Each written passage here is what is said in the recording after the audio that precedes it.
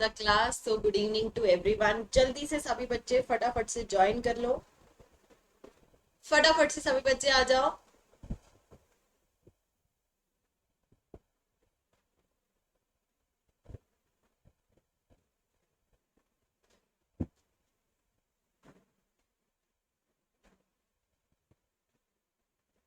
आज हम स्टार्ट करेंगे ह्यूमन रिप्रोडक्शन डे 4 की हम बात करेंगे, जिसमें हमने गेमीटोजेनेसिस के बारे में पढ़ना है। बेसिकली गेमीटोजेनेसिस में आप क्या पढ़ रहे हो, फीमेल गेमीट के बारे में हमने यहाँ पर स्टडी करना है। एक सेकंड दो बच्चों, मेरी स्क्रीन तो जूम हो गई है, तुम्हारी स्क्रीन तो ठीक है। मेरी स्क्रीन जूम इन हो गई है। अरे भाई ठीक हो जा, चलिए अब ठीक हो गई है। सो जो आज जिन्होंने आज ही ज्वाइन किया है उनको मैं बता देती हूँ। I am Mahima, your biology educator. मैंने बीएससी बायोटेक्नोलॉजी किया है, एमएससी बायोफिजिक्स किया है from Punjab university, and I have more than 5 years of teaching experience.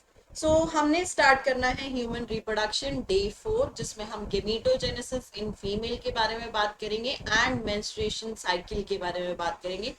आज का जो टॉपिक है बच्चों बहुत ही ज्यादा इंपॉर्टेंट है, क्योंकि गेमीटोजेनेसिस इन फीमेल बहुत ही डिफरेंट है स्पर्मेटोजेनेसिस से। तो स्पर्मेटोजेनेसिस तो बच्चों को बहुत आसान लगता है, बट गेमीटोजेनेसिस को समझने में थोड़ी सी मेहनत लगेगी, ठीक है।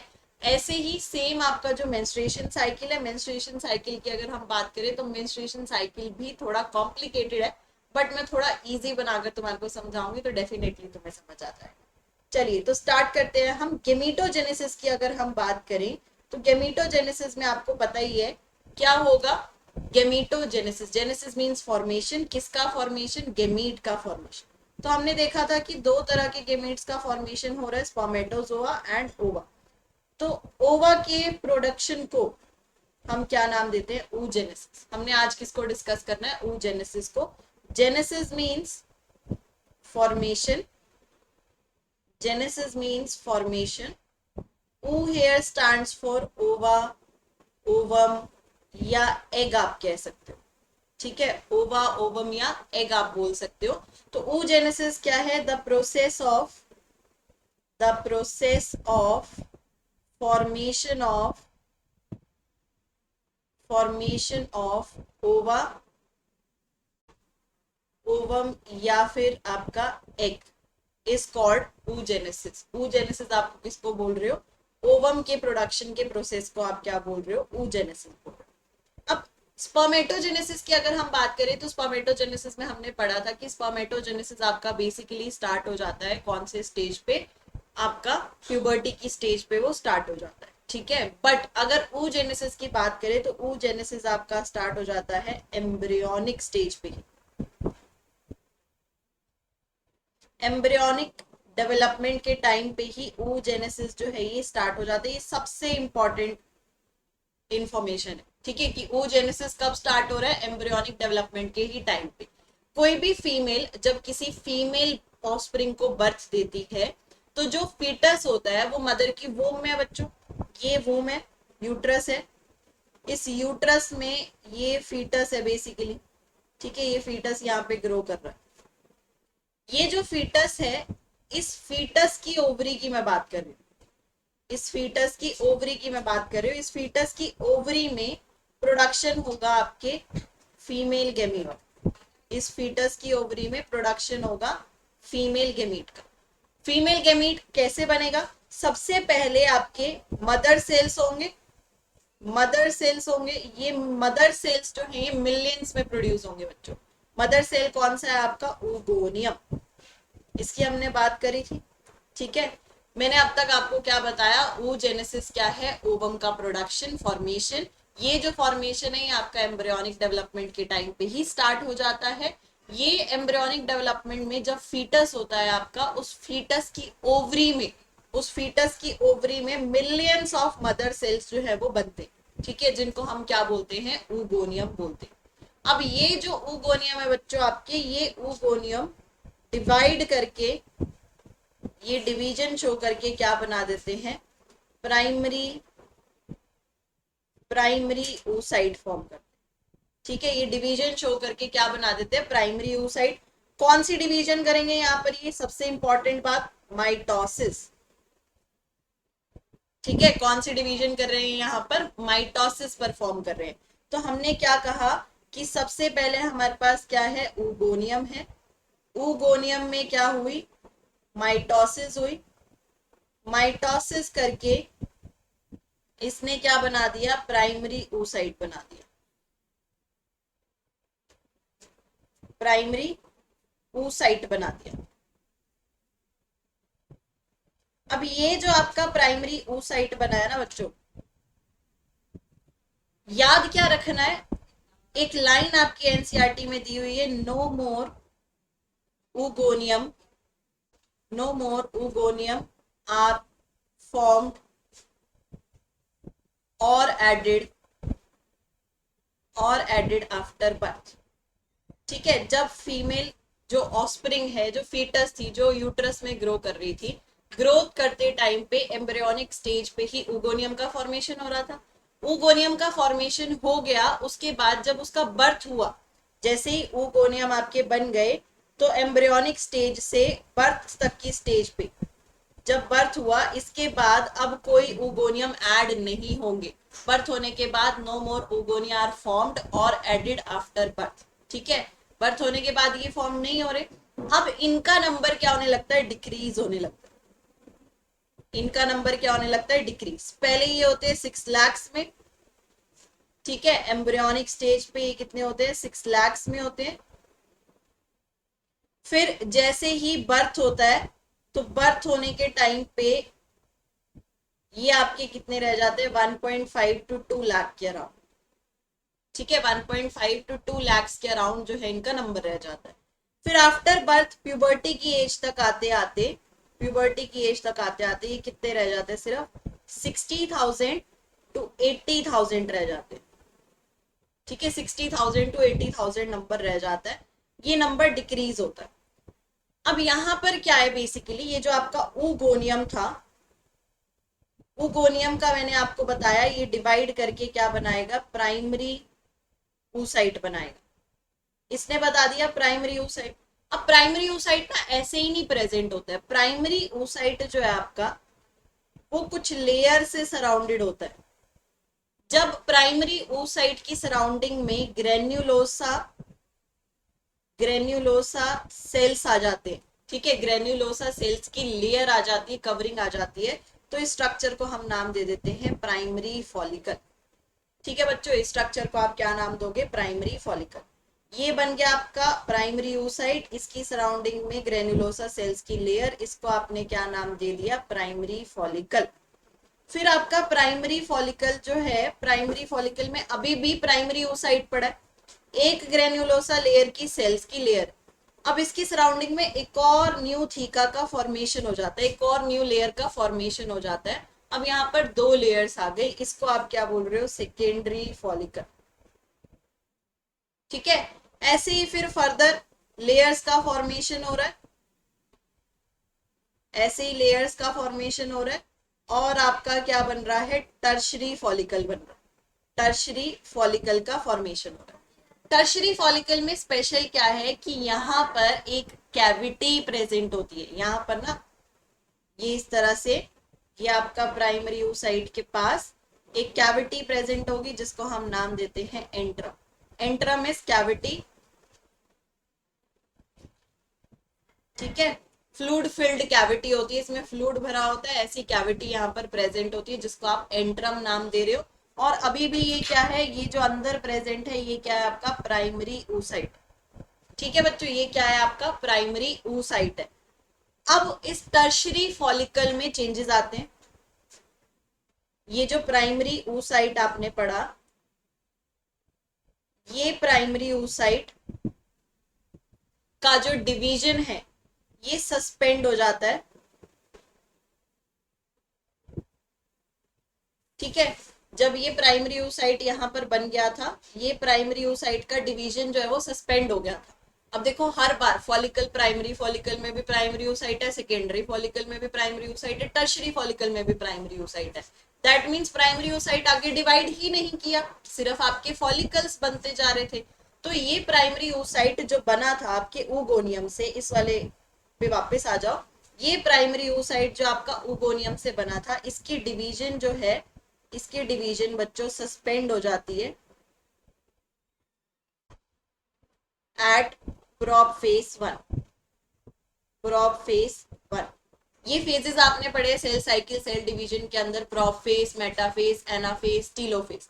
तो जो आपका फर्स्ट फेज होता है प्रोफेज 1 ऑफ माइटोसिस, इस प्रोफेज 1 में इसकी डिवीजन जो है वो सस्पेंड हो जाएगी, मतलब अब ये रुक जाएंगे, ये डिवाइड नहीं करेंगे, यहीं रुक जाएंगे। अब जब ये रुक जाते हैं तो इनकी सराउंडिंग में लेयर्स आनी स्टार्ट होती, ठीक है, ये जो लेयर्स अभी हमने पढ़ी, ये लेयर्स बननी स्टार्ट हो जाती है इनकी सराउंडिंग में। तो ये प्राइमरी oocyte की सराउंडिंग में ग्रेन्युलोसा सेल की लेयर आ गई, प्राइमरी फॉलिकल बन गया। फिर सेकेंडरी जो फॉलिकल बना है उसमें एक और लेयर आ गई, पर oocyte क्या है, प्राइमरी oocyte है। टर्शरी फॉलिकल में और लेयर्स ऐड होगी, कैविटी ऐड होगी, पर अभी क्या प्रेजेंट है फॉलिकल के अंदर, प्राइमरी oocyte ही प्रेजेंट है आपका। नाउ अब जब टर्शरी फॉलिकल बन जाता है और जो फीमेल है वो प्यूबर्टी की एज तक पहुंच जाती है, प्यूबर्टी की एज तक पहुंच जाती है, ये आपका प्राइमरी oocyte, इसमें डिवीजन होती है, अनइक्वल डिवीजन होती है बच्चों। अनइक्वल डिवीजन कौन सी होगी, मियोसिस 1, ठीक है, अनइक्वल डिवीजन होगी मियोसिस 1। अनइक्वल डिवीजन का मतलब क्या है कि जो साइटोप्लाज्मिक कंटेंट है वो इक्वली डिवाइड नहीं होगा, एक सेल तो बनेगा आपका बड़ा छोटा सा और एक सेल बढ़ेगा आपका बड़ा लार्ज सेल, ठीक है। ये जो लार्ज सेल बना है इसको हम नाम देते हैं सेकेंडरी oocyte, इसको आप क्या नाम दे रहे हो, सेकेंडरी oocyte बोल रहे हो। और ये जो छोटा सा सेल, छोटू सा सेल बना है, इसको आप क्या बोल रहे हो, first polar body, first polar body बोल रहे हो बेसिकली। अब ये जो आपका छोटू सा पोलर बॉडी है, इसके पास बहुत ही थोड़ा सा साइटोप्लाज्मिक, बहुत ही निग्लिजिबल साइटोप्लाज्मिक कंटेंट गया, सारा का सारा साइटोप्लाज्म कहाँ आ गया, प्राइमरी oocyte से सेकेंडरी oocyte के पास आ गया। ऐसा क्यों कर रहे हैं हम, ताकि ये जो सेकेंडरी oocyte है इसको अच्छे से पूरी तरह से नरिशमेंट मिल सके, इसलिए सारा का सारा साइटोप्लाज्मिक कंटेंट किसको दे दिया हमने, सेकेंडरी oocyte को। बट जब डिवीजन हुई तो डिवीजन के टाइम पे ये आपका प्राइमरी oocyte तो डिप्लॉयड था, क्योंकि माइटोसिस हुई oogoनियम में, 46 से 46 क्रोमोसोम रहे। बट यहाँ पर मियोसिस हो रही है तो नंबर जो है वो हाफ होगा। जब नंबर हाफ होगा तो फर्स्ट पोलर बॉडी में भी इक्वल अमाउंट में क्रोमोसोम गए और सेकेंड पोलर, ये सेकेंडरी oocyte में भी इक्वल अमाउंट में क्रोमोसोम गए।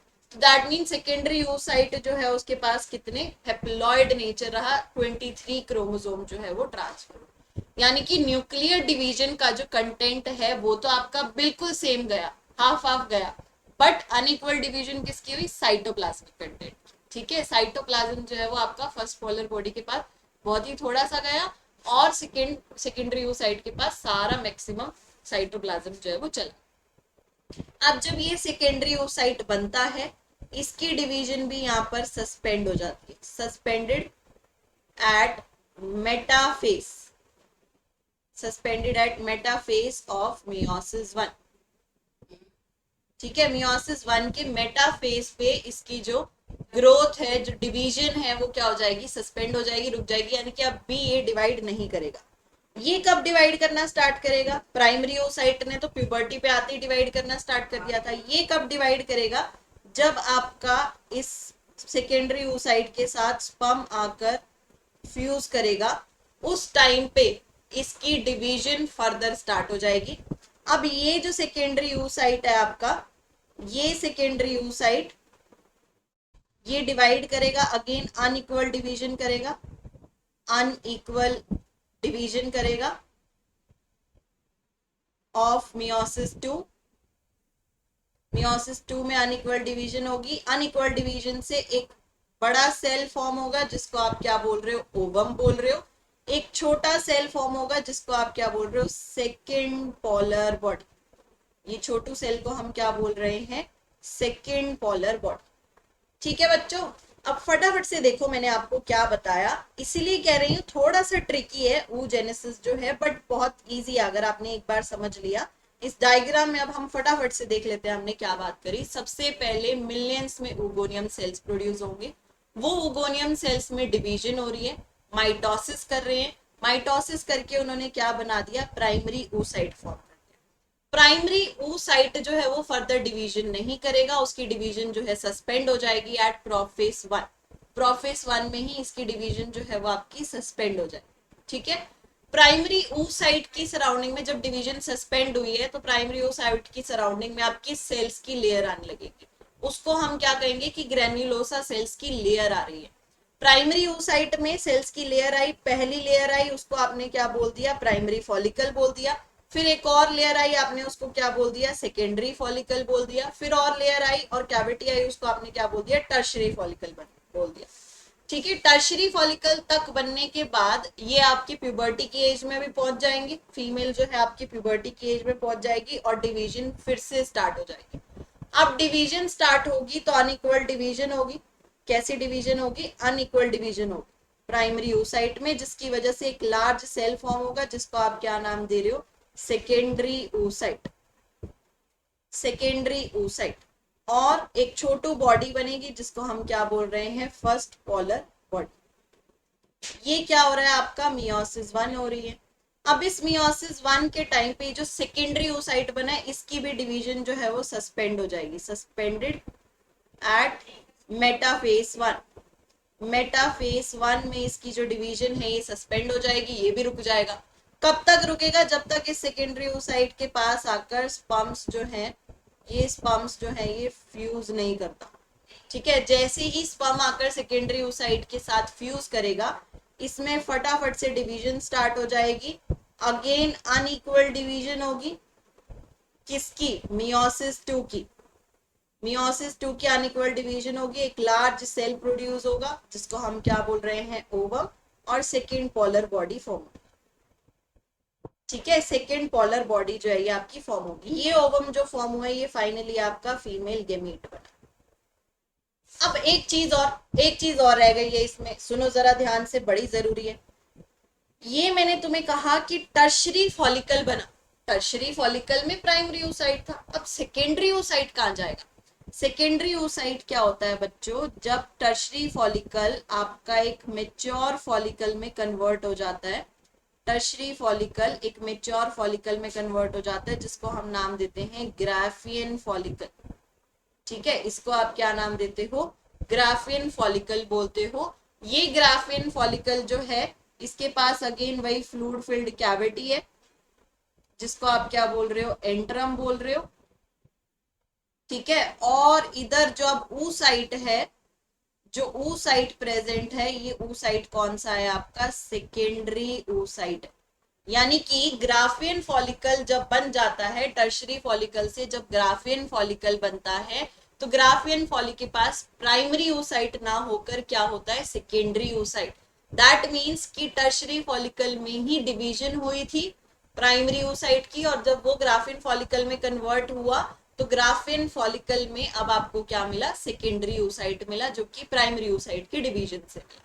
क्लियर है बच्चों, बड़ा इजी सा टॉपिक है, इतना कुछ मुश्किल नहीं है, थोड़ा सा ट्रिकी है पहली बार में सुनने पर, जब आप दूसरी बार सुनोगे तो आपको बड़ा ही आसान लगेगा। ठीक है, आपके एनसीईआरटी का भी डायग्राम दिया हुआ है, इस डायग्राम में भी देख लो। सबसे पहले oogonia प्रेजेंट थे, इनमें हुई माइटोसिस, माइटोसिस होने के बाद प्राइमरी oocyte बने। प्राइमरी oocyte की जो डिवीजन है, फर्स्ट मियोटिक डिवीजन जो है कंप्लीटेड प्रायर टू ओव्यूलेशन। ये जो है आपकी यहाँ पर डिवीजन बेसिकली सस्पेंड हो जाती है, सस्पेंड होने की वजह से ये क्या बना देगा आपका, फिर प्यूबर्टी तक आते आते ये देखो यहाँ पर मेंशन किया हुआ है, ये आपका प्राइमरी oocyte है। प्राइमरी oocyte जो है ये कहाँ तक पहुंच गया, ये आपका प्यूबर्टी की एज तक पहुंच, प्यूबर्टी की एज में पहुंचने से, बर्थ से लेकर प्यूबर्टी की एज तक पहुंच गया। प्यूबर्टी की एज में पहुंचने के बाद इसने डिवीजन स्टार्ट की और इसने क्या बनाया, सेकेंडरी oocyte फॉर्म किया। सेकेंडरी oocyte की भी डिवीजन सस्पेंड हो जाएगी जब तक स्पर्मेटोजोआ नहीं आएगा। जैसे ही स्पर्मेटोजोआ आएगा ये किस में कन्वर्ट हो जाएगा, ओवम में, और सेकेंड पोलर बॉडी। बड़ा इजी पार्ट था, ठीक है, कुछ भी मुश्किल नहीं है। क्रोमोसोम तो तुम्हें पता है, तुम तो बहुत होशियार हो, तुमसे ज्यादा इंटेलिजेंट कोई नहीं है, मैं मान के चलती हूँ ऐसा। ठीक है, ये 46 क्रोमोसोम है, इनके पास भी कितने रहे, प्राइमरी oocyte के पास 46, सेकेंडरी oocyte बना 23, ओवम बना 23। अब स्पर्मेटोजेनेसिस में एक स्पर्मेटोगोनिया से 4 स्पर्मेटोजोआ बन रहे थे। जबकि oogenesis में एक oogoनियम से कितने ओवम बन रहा है, एक ही ओवम बन रहा है। ये एमसीक्यू सॉल्व करने में हेल्प करेगा। One oogonium will form one ova, ठीक है, one oogonium will form one ovum. Clear है बच्चों? तो ये था हमारा oogenesis, और इसी में ही मैंने आपको फॉलिकल्स भी पढ़ाए कि फॉलिकल्स किस तरह से फॉर्म्ड होते हैं, ठीक है, primary follicle, secondary follicle, tertiary follicle and finally Graafian follicle, ठीक है। चलिए अब हम चलते हैं हमारे सबसे मुश्किल, जो तुम्हें लगता है पर है आसान, ठीक है, सबसे मुश्किल टॉपिक पे, जो कि क्या है हमारा मेंस्ट्रुएशन। मेंस्ट्रुएशन की बच्चों अगर हम बात करें तो ये क्या है, bleeding phase. Bleeding phase occurs in a female primates, ठीक है, फीमेल प्रीमेट्स में ब्लीडिंग फेज जो अक्कर होता है उसको हम क्या बोलते हैं, मेंस्ट्रुएशन। जो फीमेल्स हैं उनकी विजाइनल ओपनिंग से बेसिकली ब्लड का लॉस होता है, ठीक है, वो ब्लड जो है वो आपका रिलीज होता है। ऐसा हो क्यों रहा है, जरा ध्यान से सुनो। आपने यूट्रस की 3 लेयर्स के बारे में पढ़ा। 3 लेयर्स थी। सबसे बाहर वाली लेयर पेरीमेट्रियम, पेरीमेट्रियम। सबसे बीच वाली लेयर जो थी वो क्या थी आपकी, मायोमेट्रियम, मायोमेट्रियम। और फिर जो आपकी थर्ड लेयर थी वो क्या थी आपकी, एंडोमेट्रियम, ठीक है, ये क्या है, एंडोमेट्रियम, इनर मोस्ट लेयर। मैंने आपको बताया था कि एंडोमेट्रियम किसकी बनी हुई होती है, ब्लड वेसल्स की बनी हुई, ठीक है, किसकी बनी हुई होगी एंडोमेट्रियम, आपके ब्लड वेसल्स की, म्यूकस भी प्रेजेंट होता है, ठीक है। अब क्या होता है कि जब भी फर्टिलाइजेशन होती है, ये आपका एग है, इसका फ्यूजन हुआ स्पर्म के साथ, इसने क्या फॉर्म कर दिया, जाइगोट फॉर्म कर दिया। जाइगोट से क्या बन गया आपका, एम्ब्रियो का फॉर्मेशन। ये एम्ब्रियो जो बना है ना बच्चों, ये जाके क्या होगा, अटैच्ड होगा, अटैच्ड विद एंडोमेट्रियम। एंडोमेट्रियम की जो वॉल है उसके साथ जाके ये क्या हो जाता है, अटैच्ड। 9 मंथ्स के लिए ये जो फीटस है ये यहीं पर ग्रो करता है यूट्रस में। इस टाइम पीरियड में जो आपकी एंडोमेट्रियम है वो अपने आप को थिक, सॉफ्ट एंड स्पॉन्जी बनाती है, ठीक है। इस टाइम पीरियड में आपकी जो एंडोमेट्रियम है वो खुद को क्या बनाती है, थिक, सॉफ्ट एंड स्पॉन्जी, ठीक है। वो थिक, सॉफ्ट और स्पॉन्जी क्यों बना रही है, ताकि जो एम्ब्रियो ग्रो हो रहा है उसको कोई इफेक्ट ना हो। अगर वो हार्ड होती तो चांसेस है कि उस एम्ब्रियो की ब्रेकेज हो सकती थी, ठीक है। इसलिए वो अपने आप को थिक ब्लड वेसल से भरी हुई, ताकि नरिशमेंट मिल सके, ये सारी चीजें देने के लिए वो अपने आप को बहुत ही ज्यादा थिक, सॉफ्ट और स्पॉन्जी बनाती है, एंड उसके पास ब्लड वेसल। बट अगर इन केस यहाँ पर एग का फ्यूजन ही नहीं हुआ, एग का फ्यूजन ही नहीं हुआ स्पर्मेटोजोआ के साथ, तो ये एग जाइगोट में कन्वर्ट नहीं होगा। जाइगोट में कन्वर्ट नहीं होगा तो एम्ब्रियो नहीं बनेगा। अब एम्ब्रियो नहीं बना तो एंडोमेट्रियम क्यों इतना मेहनत करे ना, क्यों अपने अंदर ब्लड वेसल और थिक, सॉफ्ट, स्पॉन्जी बना के रखे। एंडोमेट्रियम क्या कर जाती है, एंडोमेट्रियम ब्रेक हो जाती है। ऐसे में एंडोमेट्रियम क्या हो जाती है आपकी, ब्रेक। एंडोमेट्रियम की ब्रेकेज से क्या रिलीज होता है, release of blood and mucus. Blood और म्यूकस जो है वो यहाँ पर रिलीज होता है, प्लस साथ में ये जो आपका सेकेंडरी oocyte है, जो ओवम है बेसिकली, वो भी क्या हो जाता है, बाहर रिमूव आउट हो जाता है ब्लड और म्यूकस के, ठीक है। तो जब ये ब्लड म्यूकस रिलीज हो रहा है, ये आपका सेकेंडरी oocyte जाकर रिलीज हो रहा है, ये कहाँ से रिलीज होता है, वेजाइनल ओपनिंग से फीमेल के।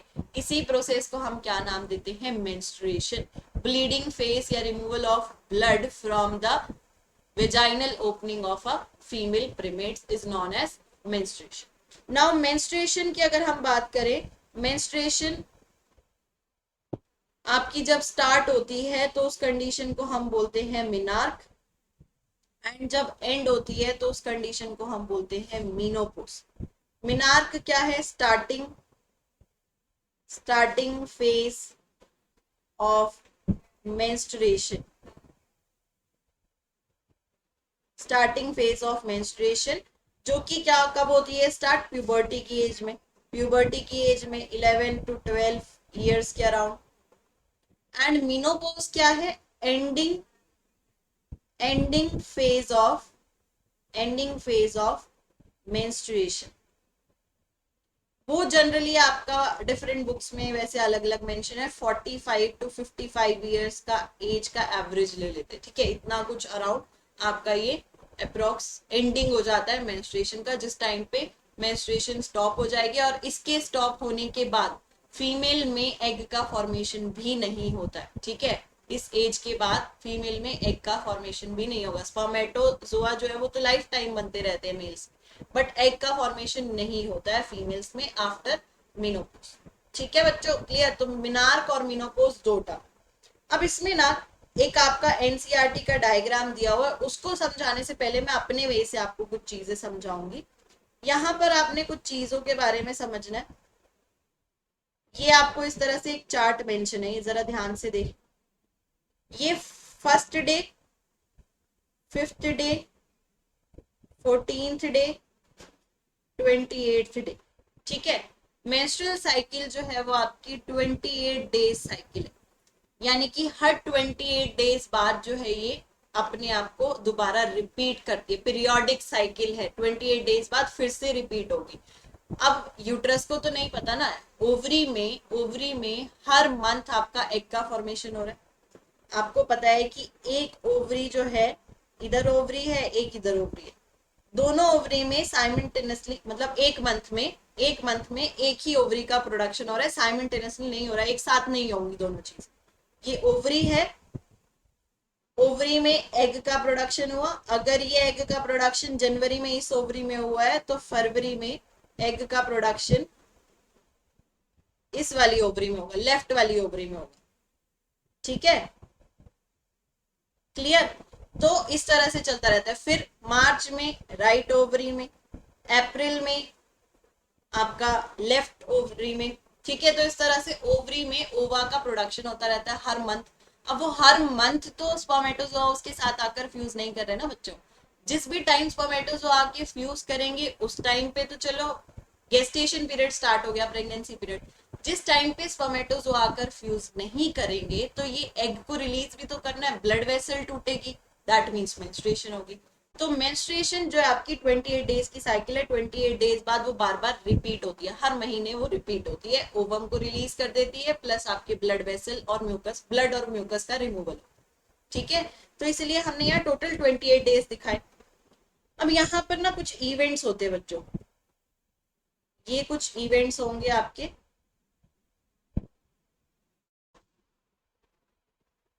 सबसे पहले क्या है आपका यहाँ पर यूट्राइन इवेंट है,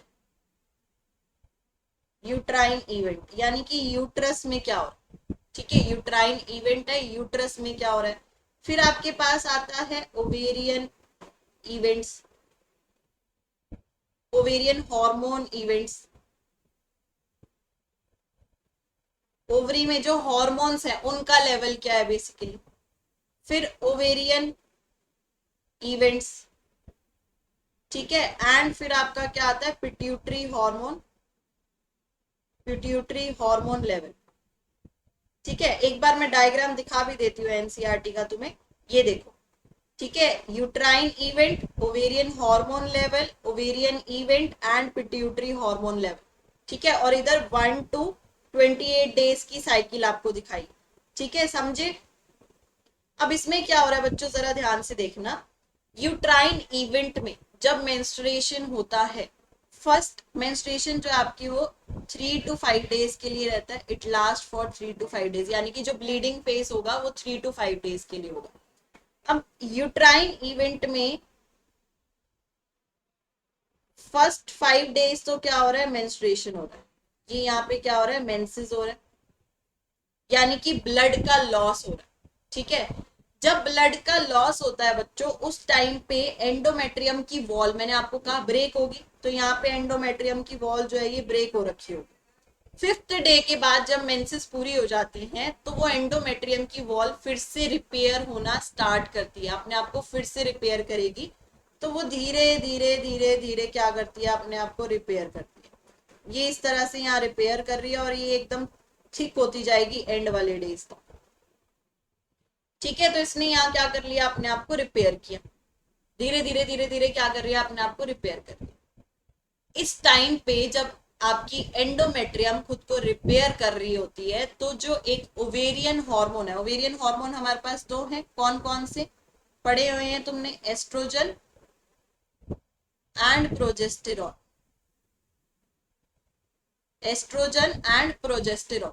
जो ये एस्ट्रोजन है, बेसिकली एस्ट्रोजन का लेवल जो है वो इंक्रीज होने लगता है ओवेरियन हार्मोन के टाइम पे। धीरे धीरे एस्ट्रोजन का लेवल क्या होता है, इंक्रीज होने लगता है। एस्ट्रोजन का लेवल जो है, सबसे पहले क्या होता है, सबसे पहले होता है आपका एफएसएच, फॉलिकल स्टिमुलेटिंग हार्मोन। ये सब भी बता देती हूँ, सुनो ध्यान से। फॉलिकल स्टिमुलेटिंग हार्मोन ये हमने कल पढ़ा था, एंड ल्यूटिनाइजिंग हार्मोन, ये आपके क्या है, गोनाडोट्रोफिन्स हैं, जो आपके कहां से सिक्रीट हो रहे हैं, पिट्यूटरी से सिक्रीट हो रहे हैं, luteinizing hormone and follicle stimulating hormone. सबसे पहले जो आपका एफएसएच है, एफएसएच जो है ये सिक्रीट होता है, एफएसएच जो है ये सिक्रीट होता है, ये एफएसएच सिक्रीट हो रहा है। एफएसएच की सिक्रीशन की वजह से आपके फॉलिकल्स बनने स्टार्ट होते हैं। नाम से देखो ना, नाम से पता चल रहा है, फॉलिकल स्टिमुलेटिंग हार्मोन। ऐसा हार्मोन जो फॉलिकल्स को स्टिमुलेट या सिंथेसाइज करवा रहा होगा, उसको हम क्या कह रहे हैं, फॉलिकल स्टिमुलेटिंग हार्मोन बोल रहे हैं। तो एफएसएच का लेवल सबसे पहले इंक्रीज होता है, जिसकी वजह से ये आपके फॉलिकल्स बनते हैं। ये बन गया पहले प्राइमरी फॉलिकल, टर्शरी फॉलिकल, फिर आपका क्या बना, सॉरी, प्राइमरी, सेकेंडरी और टर्शरी फॉलिकल, ये टर्शरी फॉलिकल बन गया। ये फॉलिकल्स जो हैं ये रिस्पॉन्सिबल होते हैं for secretion of oestrogen, for secretion of oestrogen. ठीक है बच्चों, क्या बताया मैंने, एक एक मिनट रुको, एक स्लाइड ऐड करने दो, जरा एक स्लाइड ऐड करने दो, ताकि मैं तुम्हें एक जगह पे अच्छे से समझा सकूं। ठीक है, एक जगह पे अच्छे से समझा देती हूँ, एक स्लाइड ऐड करने दो। चलिए,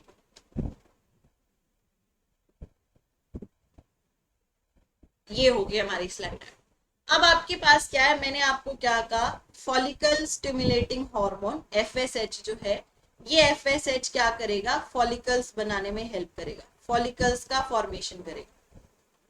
फॉलिकल्स का फॉर्मेशन हो गया, प्राइमरी फॉलिकल बन गया, सेकेंडरी फॉलिकल बन गया, टर्शरी फॉलिकल बन गया, एंड फाइनली ग्राफियन फॉलिकल बन गया। ये जो फॉलिकल्स है ना बच्चों, अब आपके ये फॉलिकल्स रिस्पॉन्सिबल होंगे for secretion of estrogen, estrogen का सिक्रीशन कराएंगे। ठीक है, ये क्या करा देते हैं, एस्ट्रोजन का सिक्रीशन कराते हैं। एस्ट्रोजन जो है ना, ये एंटीरियर पिट्यूटरी पे एक्ट करता है।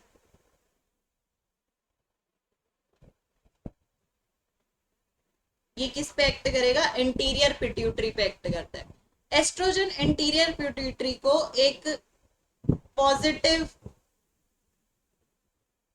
फीडबैक देता है। वो कहता है उसको जाकर कि चलो बहुत अच्छी चीजें हो रही है, तू क्या कर, एंटीरियर पिट्यूटरी क्या करेगी, एंटीरियर पिट्यूटरी एलएच का सिक्रीशन कर दे। ठीक है, सबसे पहले एफएसएच का सिक्रीशन होता है। एफएसएच क्या है, फॉलिकल स्टिमुलेटिंग हार्मोन, वो फॉलिकल्स बना देता है, primary, secondary, tertiary, graphene follicles बन जाते हैं। ये फॉलिकल्स से एस्ट्रोजन का सिक्रीशन होता है। एस्ट्रोजन जो है वो फिर एंटीरियर पिट्यूटरी पे एक्ट करता है, एंटीरियर पिट्यूटरी क्या कर देता है, एलएच का सिक्रीशन कर देता है। अब यहाँ पे आपका एलएच भी सिक्रीट हो गया, एलएच भी सिक्रीट हो गया। एलएच क्या कर जाता है, 14th डे पे मैक्सिमम हो जाता है। एलएच आपका ये 14th डे पे, 14th डे पे ये क्या हो जाता है, आपका मैक्सिमम पीक पे पहुंच जाता है। इस कंडीशन को हम बोलते हैं एलएच सर्च, एलएच सर्च।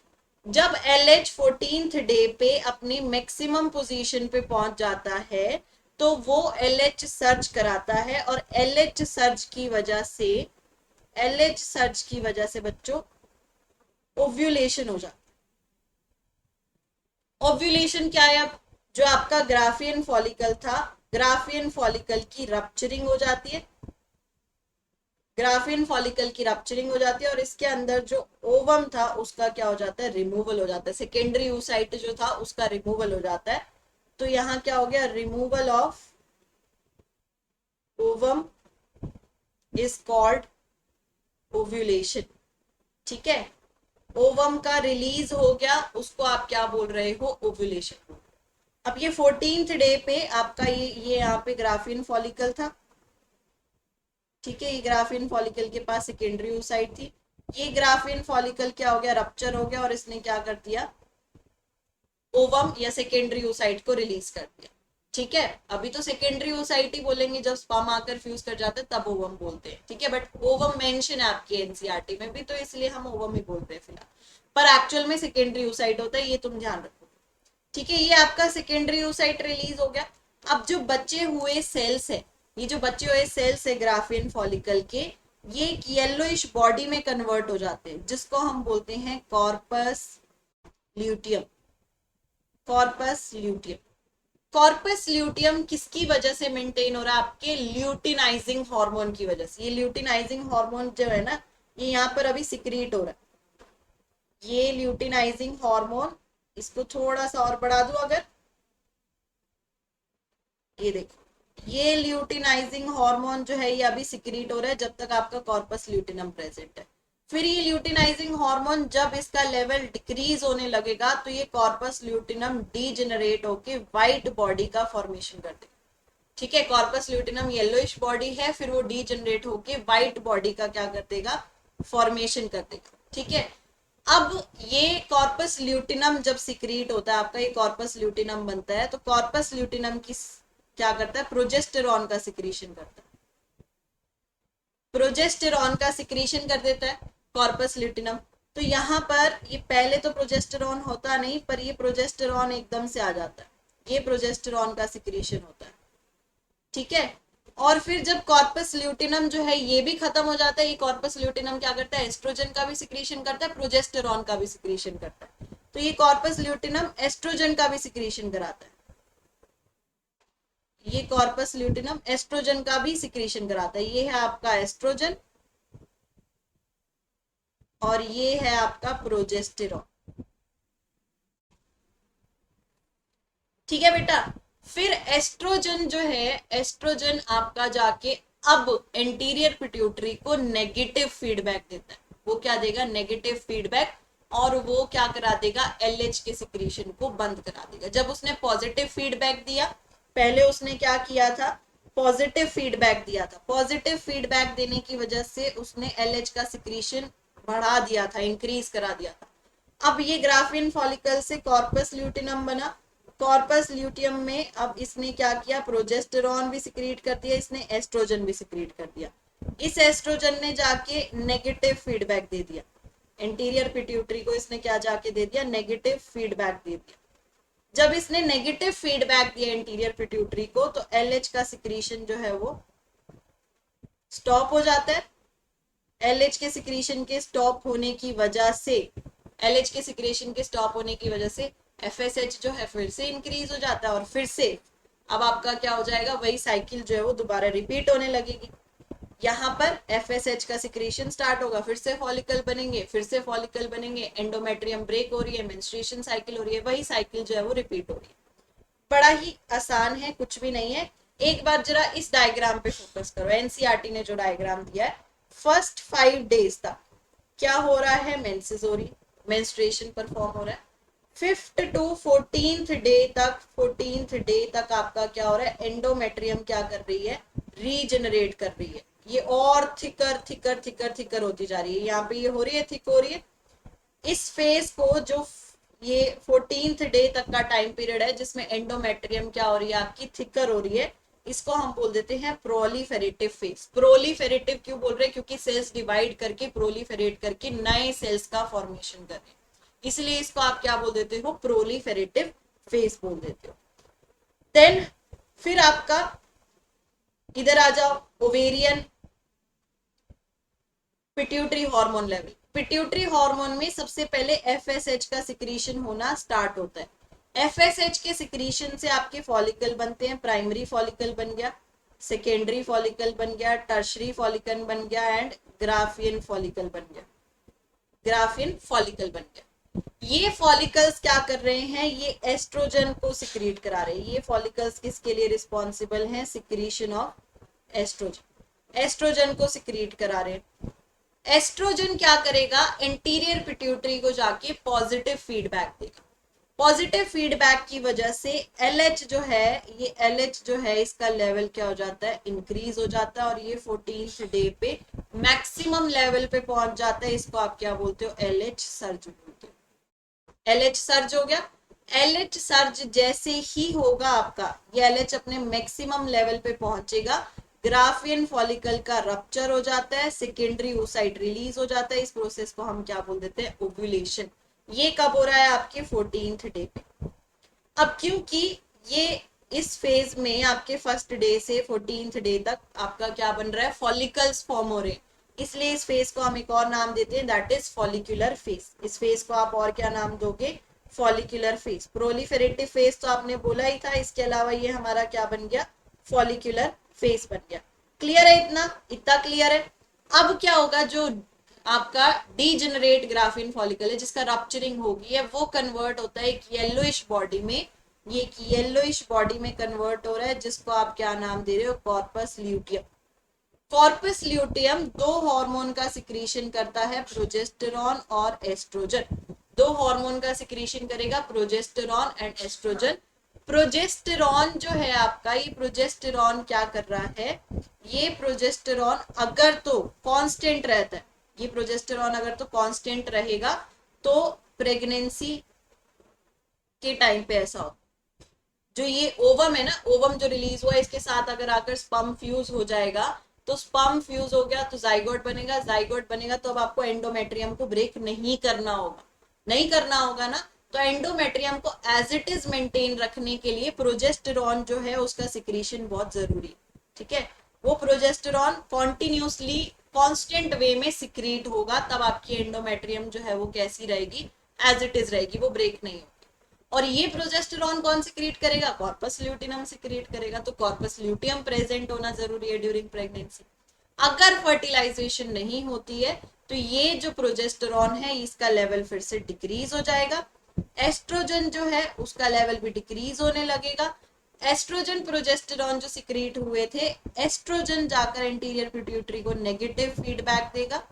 ये जैसे ही नेगेटिव फीडबैक देगा, LH में डिक्रीज आ जाएगा। LH में डिक्रीज आया तो कॉर्पस ल्यूटिनम आपका खत्म होएगा, कॉर्पस ल्यूटिनम डीजेनरेट होने लगेगा।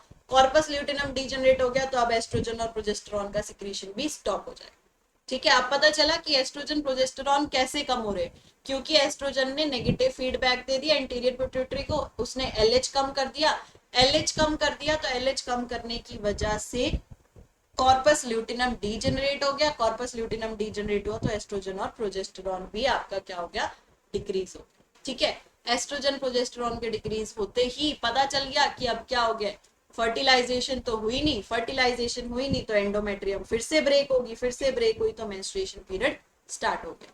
ये फेस जो है, इस फेस में क्योंकि ल्यूटियल ल्यूटियम बन रहा है ना, इसलिए इसको क्या बोल रहे हैं, ल्यूटियल फेस बोलते हैं। और यहाँ पे एंडोमेट्रियम 14th से 28th डे तक आपकी एंडोमेट्रियम रीजनरेट हो रही है, कुछ ग्लैंड से सिक्रीशन हो रही है, सेल्स आ रहे हैं, सेल्स जो है वो क्या कर रहे हैं, एंडोमेट्रियम को और थिकर कर रहे हैं, इसलिए इसको सिक्रेटरी फेस भी बोल देते हैं, ठीक है बच्चों। इसलिए इसको आप क्या बोल रहे हो, सिक्रेटरी फेस।